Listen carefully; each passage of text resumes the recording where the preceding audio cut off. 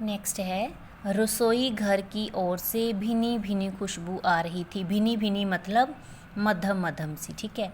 मुझे मालूम है इसमें क्या पक रहा है। शक्करई पोंगल है ना दादी? गोपाल ने पूछा।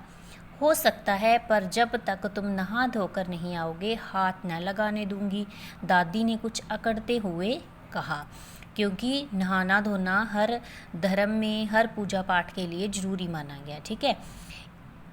क्या इसे ही पोंगल पानई कहते हैं? गोपाल ने चूल्हे पर रखे बर्तन की तरफ इशारा करते हुए पूछा। दादी बोली, जिस बर्तन में शक्करई पोंगल बनाते हैं वह पोंगल पानई कहलाता है। यह बर्तन के गले में क्या बंधा है? गोपाल ने आश्चर्य से पूछा। हल्दी का पौधा। तमिल लोग हल्दी को बड़ा पवित्र मानते हैं, दादी माँ ने कहा। इन्हीं दिनों एक और चीज़ की भी फसल उतरती है, पोंगल पर खूब मिलती है। बूझो तो वह क्या चीज़ है? दादी माँ बोली। गोपाल ने बहुत सोचा, पर उसे कुछ न सूझा मैंने उसे कुछ भी याद नहीं आया कि मैं किसका नाम लूँ। अरे भूल गए, ईख। अब ईख क्या होती है पता है किसी को? बड़ी ईख सबने पढ़ा हुआ है ना, नर्सरी से लेकर पढ़ते हैं हम। तो क्या होती है? गन्ना, ठीक है। दादी माँ ने झट से कहा। तभी उनके पड़ोस में रहने वाला लड़का सोनू आ पहुँचा। उसे देखते ही दादी माँ ने तमिल भाषा में उससे पूछा, पाल पोंग्रिट, यानी क्या तुम्हारे घर में दूध उबल गया? जी उबल गया, सोनू बोला। गोपाल चकित खड़ा देख रहा था। तब दादाजी ने समझाते हुए कहा कि पोंगल के त्योहार पर यह बात कहकर लोग एक दूसरे का स्वागत या अभिवादन करते हैं। मतलब एक दूसरे से स्वागत के लिए ये शब्द कहे जाते हैं, ठीक है।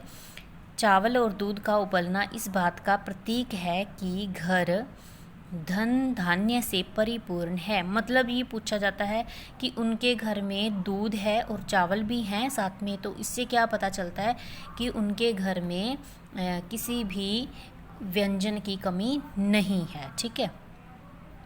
तुम जानते ही हो पोंगल शब्द का अर्थ है परिपूर्ण होना, मतलब पूरा होना, ठीक है, संपूर्ण होना। वह बोले। फिर दोनों बालकों ने गंडेरियों से जेबें भर ली और बाहर दौड़ गए। गंडेरियाँ होती हैं गन्ने की टुकड़ियाँ, ठीक है। एकाएक गोपाल को उन बैलों की याद आई जो उसके बाल्यकाल मतलब बचपन में, जब वो छोटा था, में गांव की गलियों में दिखाई पड़ते थे। सोनू बैल कहाँ है? गोपाल ने उनसे पूछा।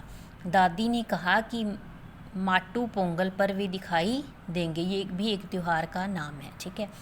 माट्टू पोंगल पर बड़ा मज़ा आता है।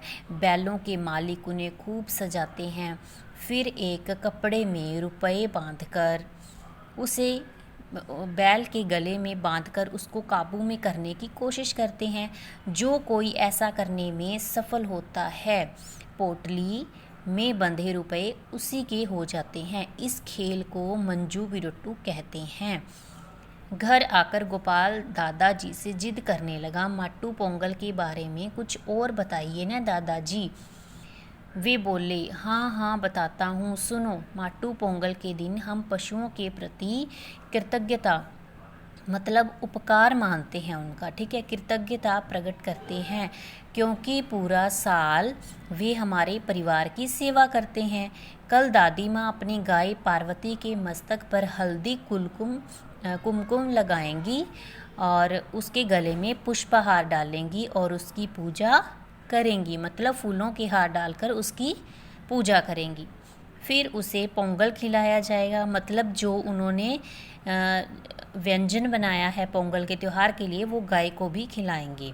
अगले दिन सभी ने मिलकर माट्टू पोंगल मनाया।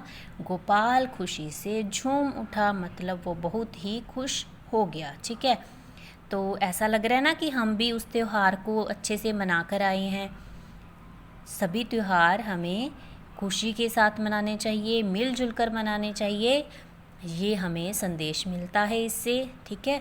और हर त्यौहार जो भी किसी धर्म से या किसी वर्ग से रिलेटेड होता है वो बहुत ही पवित्र होता है, इसीलिए हमें सभी त्योहारों का आदर सत्कार करना चाहिए। तो आपने बेटे इस पार्ट की रीडिंग भी करनी है, ठीक है, और डेट मेंशन करनी है सबने लेसन के ऊपर, और बुक वर्क आपने इसका सॉल्व करने की कोशिश ज़रूर करनी है। Okay students, have a nice day.